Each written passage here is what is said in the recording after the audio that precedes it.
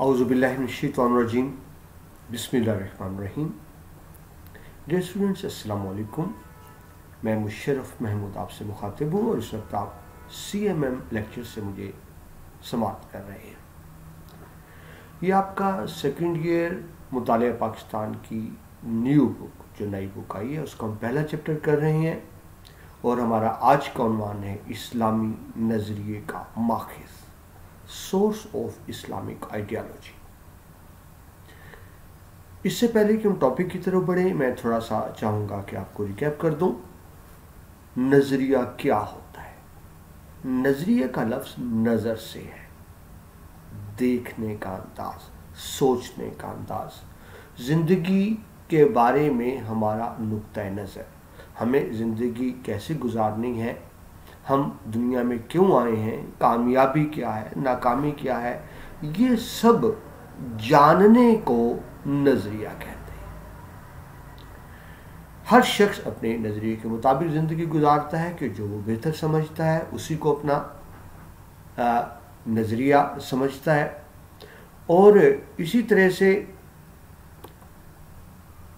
جس کو اپنے نظریے کے مطابق غلط سمجھتا ہے اس سے وہ اوائڈ کرتا ہے. ٹھیک ہے جی، تو یہ تو مختصر سی بات تھی کہ نظریہ کیا ہوتا ہے. آئیڈیالوجی پاکستان اسلام کے نام پر بنا.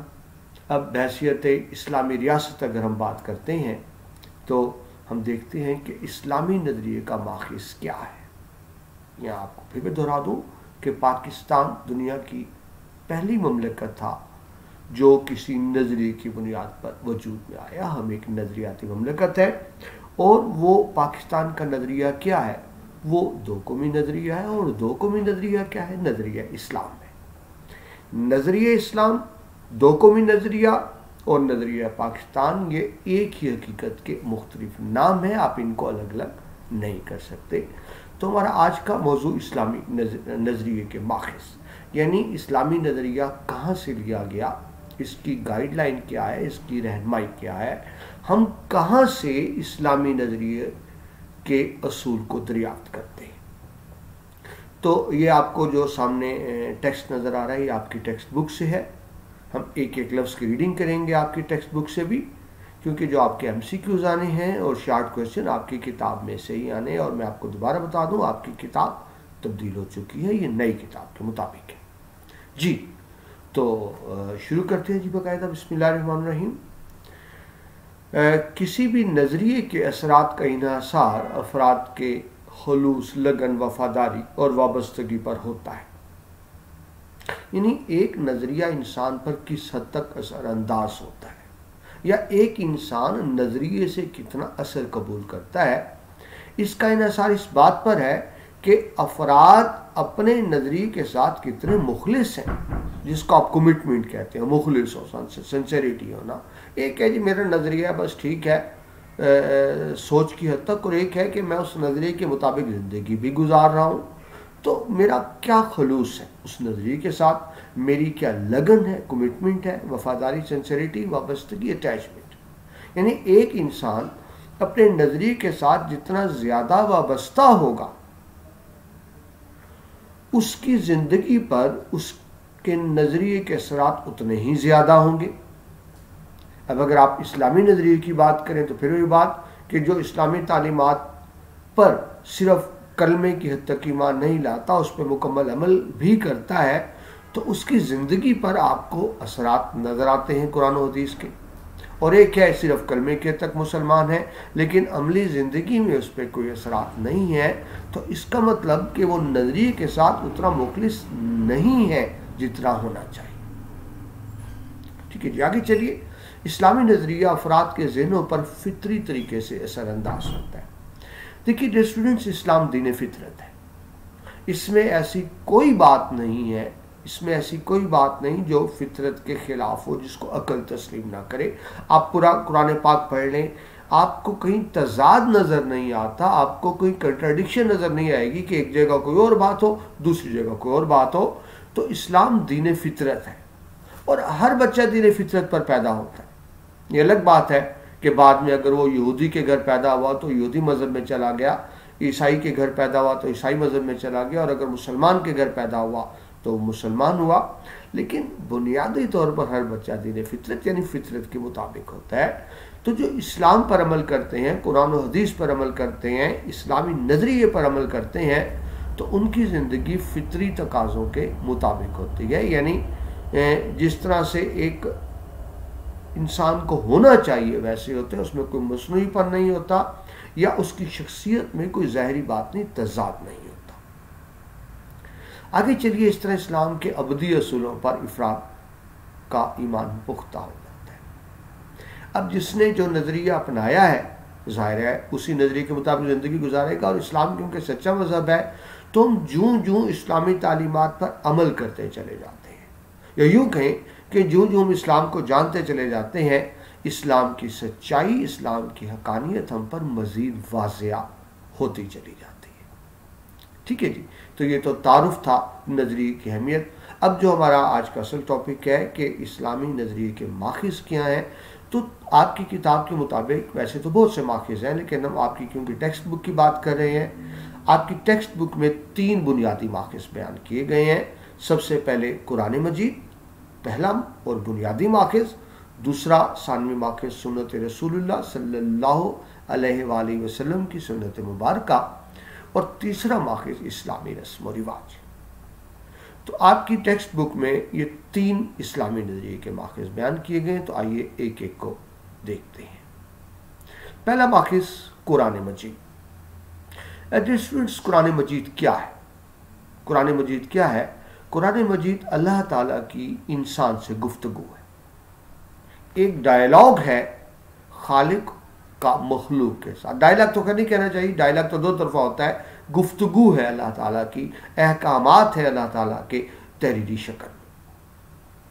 قرآن ہی وہ بنیادی کتاب ہے جس سے اسلام کی تمام تعلیمات اخذ کی جاتی ہیں، جس سے اسلام کی نظام اخذ کیا جاتا ہے، جس سے اسلامی نظریہ اخذ کیا جاتا ہے. ایک بڑا مشہور جملہ آپ سب جانتے ہیں کہ قرآن صرف ایک کتاب ہی نہیں ہے ثواب حاصل کرنے کی، بلکہ یہ انسانی زندگی کا مکمل ضابطہ حیات ہے. Islam is a complete code of life. یاد رکھیے اسٹوڈنٹ، صرف اسلام عبادات کا مجموعہ نہیں ہے کہ آپ نے عبادات کر لیں. اسلام کا ایک مکمل اپنا نظام ہے، اسلام کا اپنا سیاسی نظام ہے. یعنی حکومت کیسے بنے گی، کون کرے گا، حکومت کے کیا اختیارات و فرائض ہوں گے، یہ بات ہوگی. اسلام کا اپنا سیاسی نظام، اسلام کا اپنا معاشی نظام. دولت کیسے کمائی جائے گی، کس حد تک کمائی جا سکتی ہے، دولت کہاں خرچ کی جائے گی، کن کاموں میں خرچ کی جائے گی، ذرائع کیا ہوں گے. تو اسلام کا اپنا معاشی نظام ہے. اسلام کا اپنا معاشرتی نظام ہے کہ ہمیں زندگی کیسے گزارنی ہے، ہمارے رسم و رواج کیا ہوں گے، ہماری عیدین کیا ہوں گی، ہماری رسومات کیا ہوں گے. تو یہ ہر چیز قرآن میں واضح ہے. اسلام کا میں دوبارہ عرض کر دوں، اسلام کا اپنا سیاسی نظام ہے، اسلام کا اپنا معاشی نظام ہے، اسلام کا اپنا معاشرتی نظام ہے، اور ایک مکمل ضابطہ حیات ہے قرآن پاک. یہ صرف ثواب حاصل کرنے کی کتاب نہیں ہے، یہ پڑھے جانے کی اور سمجھے جانے کی اور سب سے زیادہ عمل کیے جانے کی کتاب ہے. یہاں ایک بات جو بڑے افسوس سے ہی ظاہر کہی جا سکتی ہے. اب دیکھیے بیٹا، اگر آپ ہسٹری کو دیکھیں، بکس کے حوالے سے دیکھیں، تو قرآن پاک دنیا میں سب سے زیادہ یاد کی جانے والی یعنی حفظ کی جانے والی کتاب. اور کوئی کتاب حفظ نہیں ہوتی. کسی مذہب میں بھی ان کے علاوہ کتاب کے آپ کو حافظ نہیں ملیں گے، صرف اسلام میں ملیں گے. دنیا میں سب سے زیادہ چھپنے والی کتاب قرآن پاک، دنیا میں سب سے زیادہ پڑھے جانے والی کتاب قرآن پاک، لیکن افسوس، صد افسوس، دنیا میں سب سے کم سمجھے جانے والی کتاب قرآن پاک. ہم قرآن پاک پڑھتے ہیں ثواب کی نیت سے، حالانکہ یہ تو کمپلیٹ کوڈ آف لائف ہے، زندگی گزارنے کا ضابطہ تھا. قرآن تو اس لیے ہے، یقیناً ثواب ملتا ہے پڑھنے سے، لیکن بنیادی کام یہ نہیں تھا کہ پڑھ کے ثواب حاصل کیا جائے. قرآن اس لیے اتارا گیا کہ اس کو سمجھا جائے اور اس پر عمل کیا جائے. ٹھیک ہے جی. تو جب ہم اسلامی نظریے کی بات کریں گے تو ہمیں قرآن پاک سے ہی احکامات لینے ہوں گے. سیاسی نظام میں بھی، جس طرح بھی آپ کو بتایا، معاشی نظام میں، معاشرتی نظام میں، حقوق فرائض کے سلسلے میں. ٹھیک ہے، یہ ذہن میں رکھیں، حقوق و فرائض جس کو انگلش میں آپ ریسیپروکل کہتے ہیں. یعنی ایک دوسرے جو ایک کا حق ہوتا ہے دوسرے کا فرض ہوتا ہے. جو حکومت کا حق ہے عوام کا فرض ہے, جو عوام کا حق ہے حکومت کا فرض ہے. تو یہ حقوق و فرائض کے بارے میں مفصل آپ کہہ سکتے ہیں تفصیل سے قرآن پاک میں ہر چیز تفصیل سے ہے, رہنمائی کی گئی ہے. اگر ہم قرآن تعلیمات پر عمل کرتے ہیں اور یقیناً کرنا چاہیے, ہمارا فرض ہے, تو ہر انسان انفرادی طور پر یعنی انڈیویجولی اپنی ذات کی حد تک اور اجتماعی طور پر خوشگوار باامن اور بامقصد زندگی گزار سکتا ہے. دیکھیے بڑی میں آپ کو آسان سی مثال دوں, یقین آپ جانتے بھی ہیں. اسلام سے پہلے نبی پاک مصطفیٰ صلی اللہ علیہ وآلہ وسلم کی بعثت سے پہلے عرب کے لوگوں میں دنیا کی ہر برائی موجود تھی. ہر برائی یہ جو دنیا میں کہیں بھی ہو سکتی ہے وہ عرب میں موجود تھی. نبی پاک تشریف لائے اور ایک کتاب قرآن پاک لے کر آئے.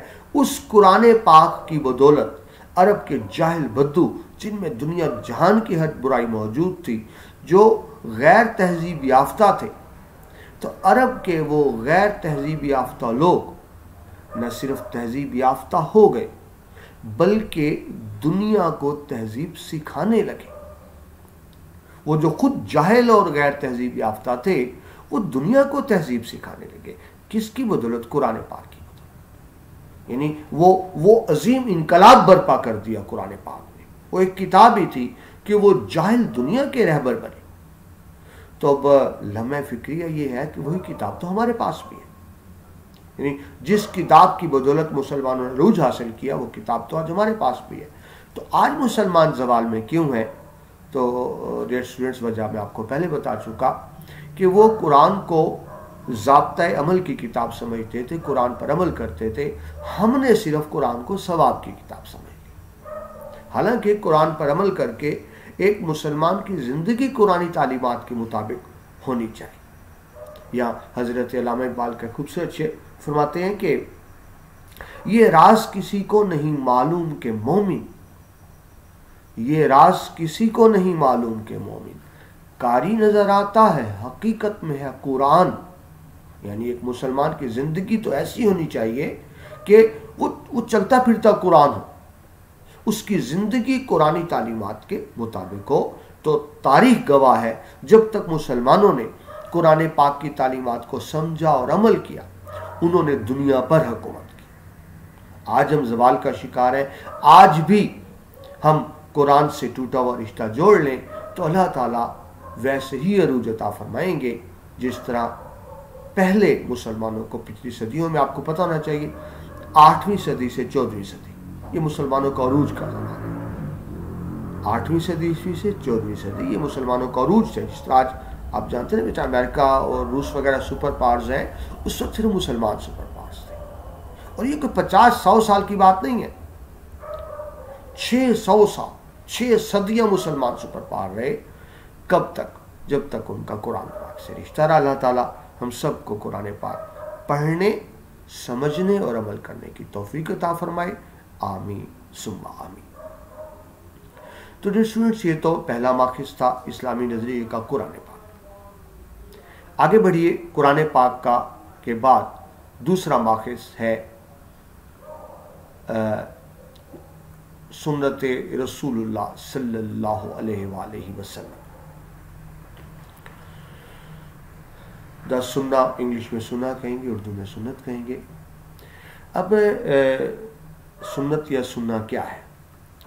ڈیئر اسٹوڈنٹس, سب سے پہلی بات اور سب سے اہم بات, اس کو اپنے ایمان کا حصہ آپ نے بنائے کہ سنت رسول اللہ قرآن پاک سے الگ کوئی بات نہیں ہے. دوبارہ دہرا دوں, سنت رسول اللہ قرآن پاک سے الگ کوئی بات نہیں ہے.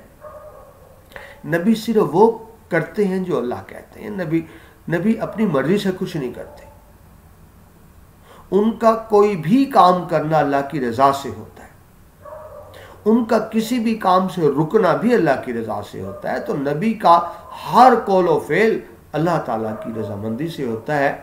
تو قرآن پاک میں اللہ تعالیٰ نے جو لکھ کے فرما دیا نبی پاک کی شکل میں وہ عملاً کر کے دکھا دیا.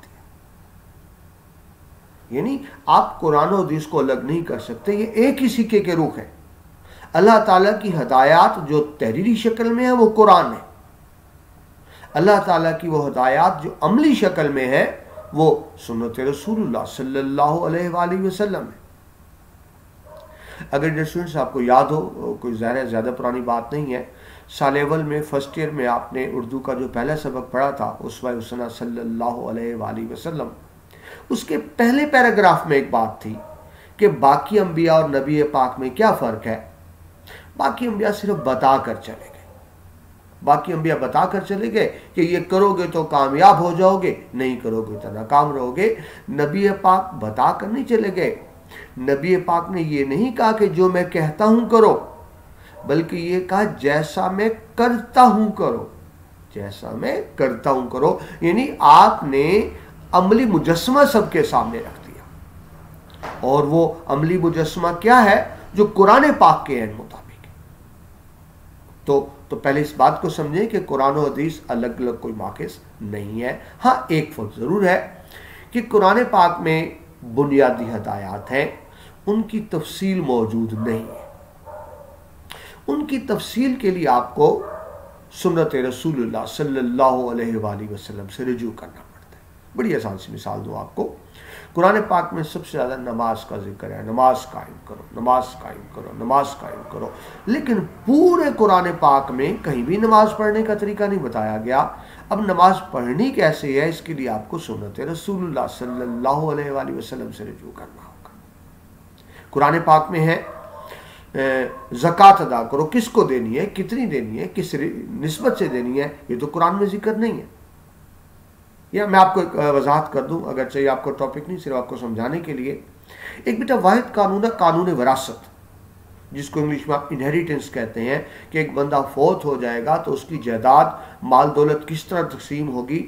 قرآن پاک میں بہت تفصیل سے بتایا گیا قانون وراثت کے بارے میں، لیکن یاد رہے قانون وراثت کے علاوہ قرآن پاک میں بنیادی ہدایات تو ہیں، تفصیل موجود نہیں ہے۔ یعنی آپ یوں سمجھیں کہ اگر آپ نے قرآن پاک پر عمل کرنا ہے تو آپ کو سنت رسول اللہ صلی اللہ علیہ وسلم کو دیکھنا ہوگا، اس پر بھی عمل کرنا ہوگا۔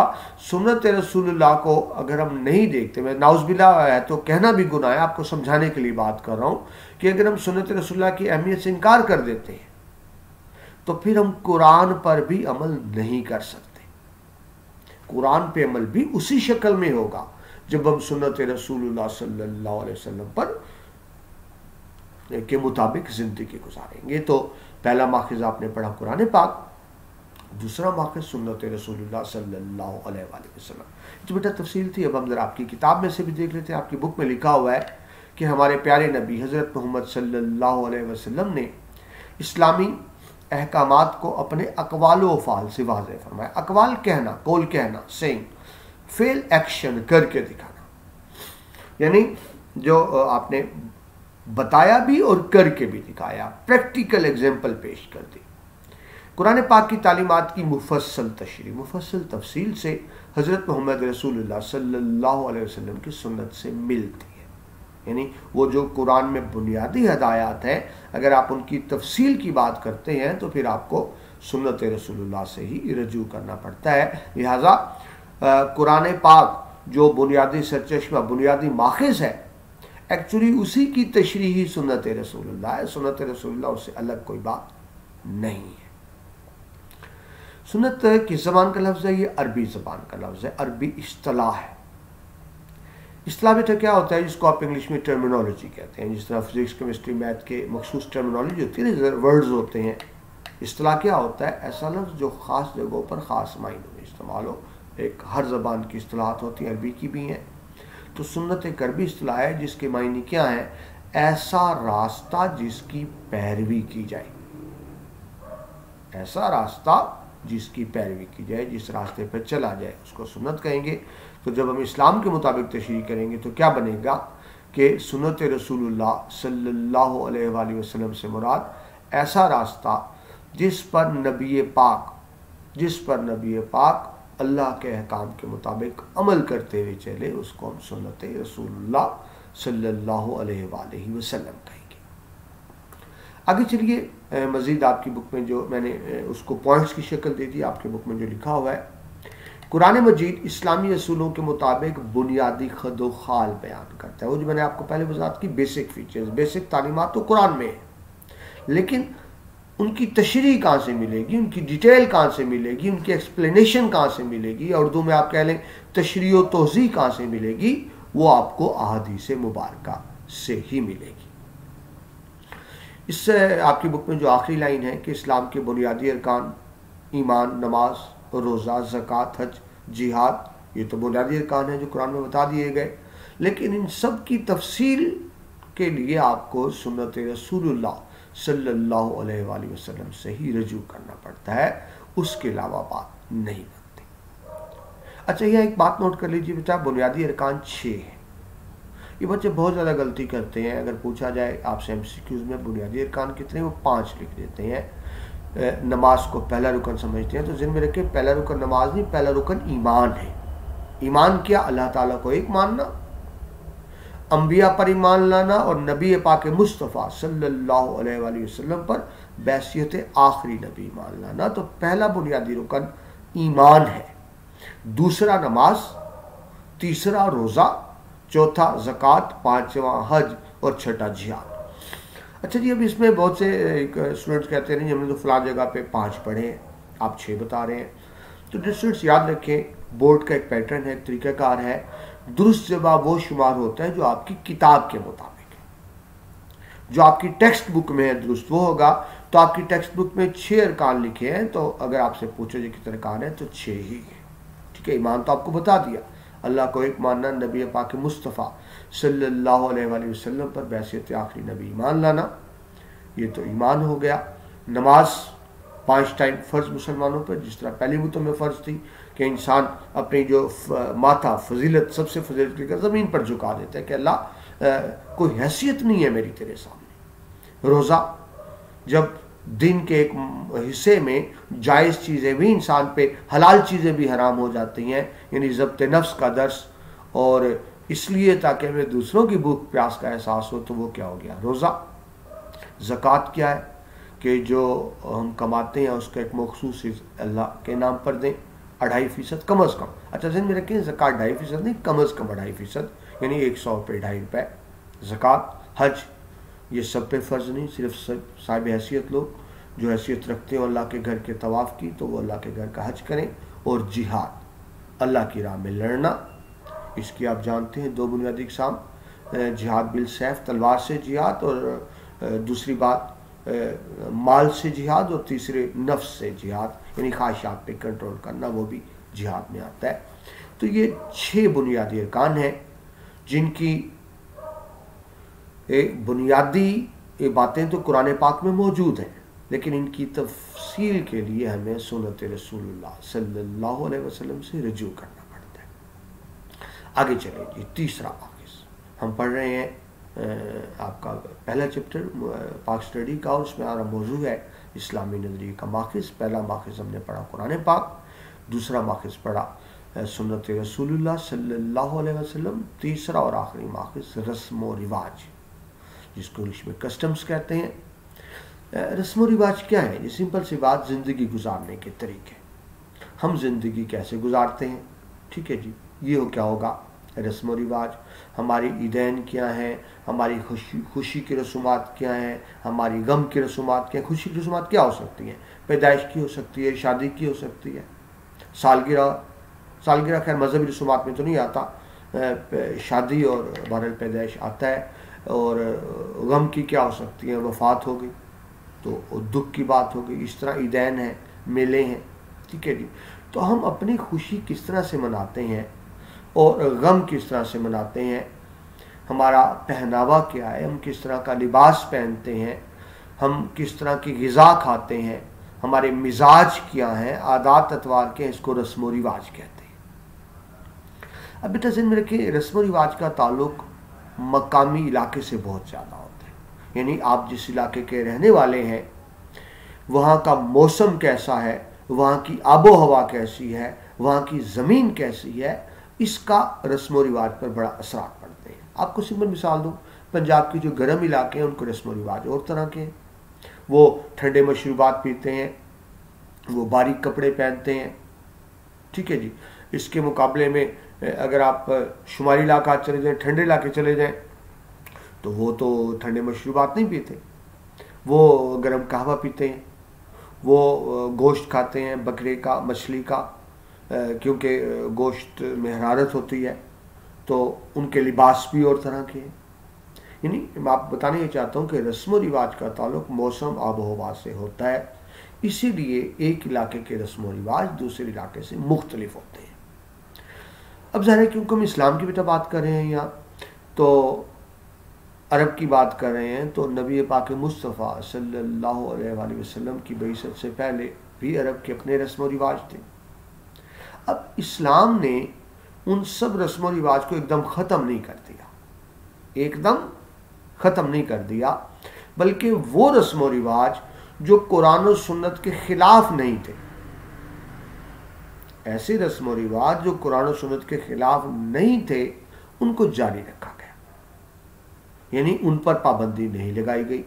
لیکن وہ رسم و رواج جو اسلام کی بنیادی تعلیمات کے خلاف تھے، قرآن و حدیث کے خلاف تھے، ان رسم و رواج پر پابندی لگا دی گئی، ان رسم و رواج سے منع کر دیا گیا۔ لیکن ذہن رکھیں، تمام رسم و رواج سے منع نہیں کیا گیا، صرف وہی رسم و رواج، کیونکہ رسم و رواج کا تعلق بنیادی طور پر اس مقامی آبادی سے ہوتا ہے، کلچر سے ہوتا ہے، تہذیب سے ہوتا ہے، موسم آب و ہوا سے ہوتا ہے، تو وہ تمام رسم و رواج جو اسلامی تعلیمات کے اگینسٹ نہیں تھے، منافی نہیں تھے، اسلام میں ان رسم و رواج کو اپنانے اور جاری رکھنے کی مکمل اجازت دی گئی ہے۔ لیکن ایسے رسم و رواج جو اسلامی تعلیمات کے خلاف تھے، جس طرح بت پرستی ہو گئی یا شرک کی رسومات ہو گئی، تو ظاہر ہے اسلام نے پھر ان پر پابندی لگا دی، ان کو جاری رکھا نہیں جا سکتا تھا۔ تو ڈیئر اسٹوڈنٹ، یہ تھا آج کا لیکچر تھا اسلامی نظریے کے ماخذ۔ ہم نے 3 ماخذ دیکھے۔ سب سے پہلا بنیادی ماخذ قرآن پاک ہی ہے، مسلمان سب سے پہلے قرآن پاک سے رہنمائی لیتا ہے، لیکن قرآن پاک میں چیزوں کی تفصیل موجود نہیں ہے، ان کی تفصیل کے لیے دوسرا ماخذ سنت رسول اللہ صلی اللہ علیہ وآلہ وسلم ہے، جس سے رہنمائی دی جاتی ہے۔ تیسرا اور آخری ماخذ رسم و رواج بیان کیا گیا۔ ہر علاقے کے اپنے رسم و رواج ہوتے ہیں، اسلام نے ان تمام رسم و رواج کو جاری رکھنے کی اجازت دی جو اسلامی تعلیمات کے مطابق تھے۔ تو ڈیئر اسٹوڈنٹ، یہ تھے اسلامی نظریے کے ماخذ۔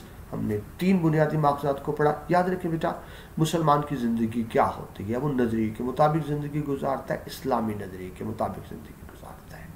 اور اسلامی نظریہ کیا ہے؟ میں اگر بات کو مختصر بیان کروں، اسلامی نظریہ یہ ہوتا ہے کہ ہماری زندگی کا مقصد ایک ہی ہونا چاہیے، اور وہ مقصد ہونا چاہیے اللہ تعالیٰ کی رضا۔ مسلمان ہر وہ کام کرتا ہے جس سے اس کا رب خوش ہو جائے، اور ہر اس کام سے بچتا ہے جس سے اس کا رب ناراض ہو جائے۔ اللہ تعالیٰ ہم سب کو قرآن و حدیث کے مطابق زندگی گزارنے اور اسلامی نظریے کو سمجھنے، عمل کرنے اور کاربند رہنے کی توفیق عطا فرمائے، آمین ثم آمین۔ اس کے ساتھ ہی آپ کا لیکچر مکمل ہوتا ہے۔ اگلے لیکچر میں آپ سے دوبارہ ملاقات ہوتی ہے۔ اپنا بہت سا خیال رکھیے گا۔ اللہ حافظ۔